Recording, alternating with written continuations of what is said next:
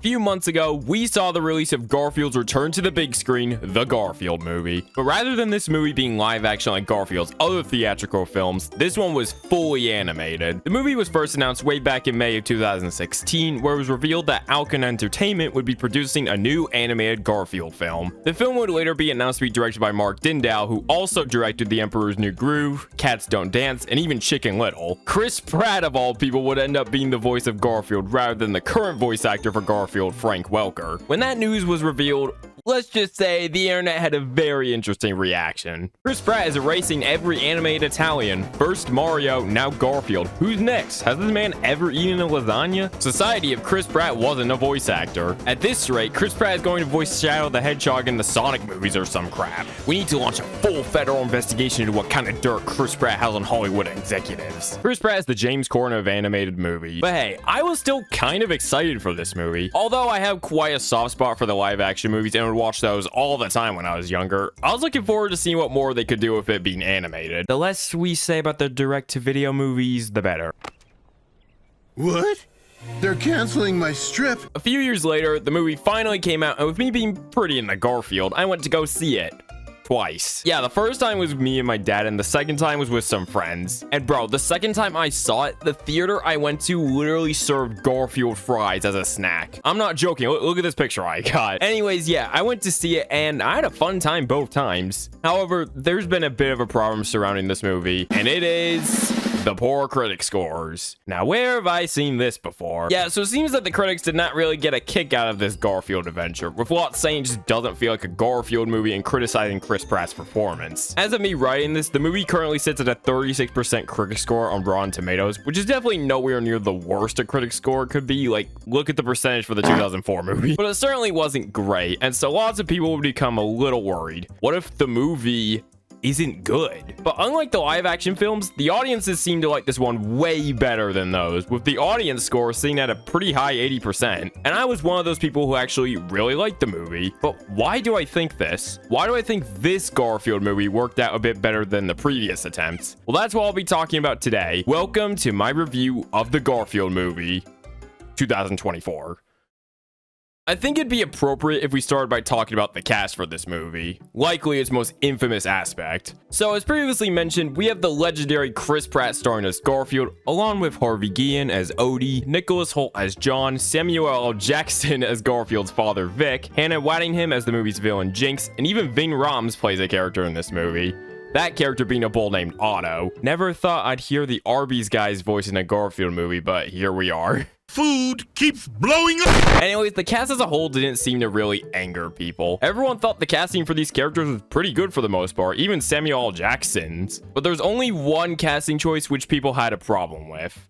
I already mentioned it before, no need to guess. Chris Pratt isn't at all new to receiving criticism for voicing a popular character. It happened before with Mario, and it happened again with Garfield. I've seen a lot of people say that Garfield just didn't really sound like Garfield and just sounded like Chris Pratt doing his normal voice. But honestly, call this a hot take, but I thought Chris Pratt did an alright job with Garfield. Is he the best voice Garfield has ever had? No, definitely not. Lorenzo Music, Frank Welker, and Bill Murray will always probably be my top 3 favorites. But still, Chris Pratt did a good job with the voice in my eyes. He definitely sold that grumpy mood that Garfield is often in. But I do like how he doesn't just sound lazy all the time. When Garfield gets excited or mad about something, you can really hear it in his voice. I've seen some people say that Garfield shouldn't sound all excited and stuff, and he should sound more monotone. But I feel like people just see Garfield as the lazy cat who waits Mondays and loves lasagna, and fails to understand that Garfield is way more than that. Garfield has had moments in the past where he's been excited, mad, or even sad. And I'm glad that this movie wasn't afraid to explore some of those emotions. So yeah, overall, I didn't hate Chris Pratt as Garfield. I thought his performance was pretty good for the most part. Again, not the best Garfield voice ever, but not bad at all. Now for the rest of the cast, they did a great job too. Every single character had really good casting, especially Odie, John, and Vic.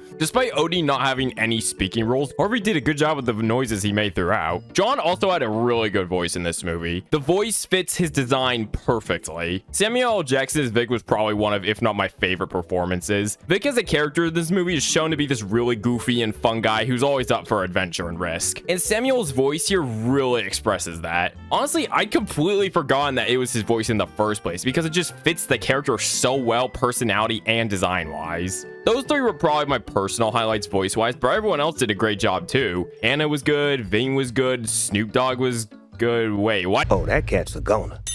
Yeah, so Snoop Dogg also has a voice in this movie, voicing this cat named Morris who Garfield meets at the pound. He doesn't get much screen time at all, but I feel that was definitely something worth mentioning. I remember at my first viewing, I legit heard some kids say, "That's Snoop Dogg," when he came on screen, which I found pretty funny. But yeah, overall, I thought the cast was pretty good and everyone did a good job, even Chris Pratt. Alright, now let's talk about the plot of this movie, shall we? Because this is another aspect of the movie that has been heavily criticized. So the plot of this movie is that Garfield and Odie get kidnapped and Garfield gets reunited with his father Vic, who Garfield thinks abandoned him a long time ago. The three run into a cat named Jinx who has personal beef with Vic after she believes he betrayed her. Jinx wants the three to go on a big heist together and steal some milk from Lactose Farms in order for her to let them go. Along the way, they meet a bull named Otto, who wants to be reunited with the love of his life, Ethel. So Otto helps them break into Lactose Farms Mission Impossible style. Yes, they actually play the theme in this movie. To steal the milk and successfully complete the heist so that Garfield, Odie, and Vic can go back to living their regular lives. Stupid roadkill. Hey! So, yeah, for a Garfield movie, it's quite action-packed. And that's what some people seem to have a problem with. I've seen some people claim that this movie just doesn't feel like a Garfield movie and just feels like a movie with an orange cat who they just changed into Garfield halfway into production. While I can kind of understand people who think it doesn't really feel much like Garfield, the plot isn't honestly far off from other adventures Garfield has been involved in. Take Here Comes Garfield, for example. Garfield wants in.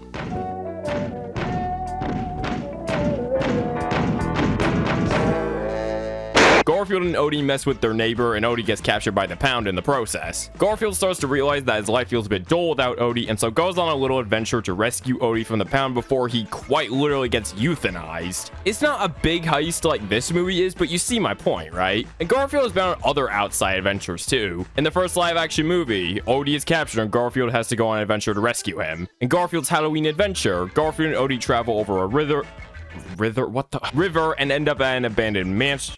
Oh my god. Abandoned mansion and must try to escape. In Garfield on the Town, Garfield falls out of John's car, runs into his family at an abandoned Italian restaurant where he grew up, runs into some alley cats and his family fights them off, and then tries to make his way back home after his grandfather suggests he do so. You see, Garfield is not at all to these stories with lots of adventure or action. One thing I can definitely understand is this movie not having enough Garfield characters in it. You got Garfield, Odie, John, one small cameo from Normal and Liz, and that's it. Those two don't really get any prominent roles, and some characters are just not in the movie at all, like Arlene, John's family members, or even Lyman. My guess is that they're saving more of the Garfield stuff for a sequel, which is very likely going to happen, by the way, considering how well this movie did at the box office, and them teasing the sequel in the post-credit scene. And they're just kind of testing the waters in this movie, just getting you familiar with the main Garfield characters before introducing some of the secondary characters. Sonic did this approach too, and I imagine Mario will be doing the exact same thing and introduce more characters in their sequel. I do think that is a smart move so that you're not only overstuffing the movie, but you're also just allowing people to get introduced to the main characters first. By the time the sequel comes out, you will already be familiar with the main characters, and so they could do a lot more with the secondary characters, which will make for a better experience than if they just stuff them all into one movie. I could totally see Normal having a prominent role in the sequel, or maybe even Arlene, but we'll just have to wait and see. If this movie was already fun enough with just the main Garfield characters, I'm looking forward to whatever story they tell with the others. I do hope that they include a little bit more of John in the next movie, because he basically gets the Luigi treatment in this movie. And by Luigi treatment, I mean have a lot of screen time for the first bit before ultimately getting sidelined for a lot of the movie until the very end. I really did enjoy John and would like to see him expanded upon more in the sequel instead of just being reduced to 10-second scenes of him on the phone trying to get help. That's more of a minor complaint, but it definitely is a bit of a problem I noticed. I did, however, feel like the movie was paced pretty well. It doesn't feel too quick, but it doesn't really feel too slow either. It really gives you time time to breathe and gives some of the more deep scenes a bigger impact. My problem with the Mario movie was how fast it all felt and how it felt like each scene didn't really give you much time to breathe or develop the characters, but I feel like here it's way better with managing its runtime. The characters seem more developed here, and like I said, those emotional scenes really do leave an impact on you.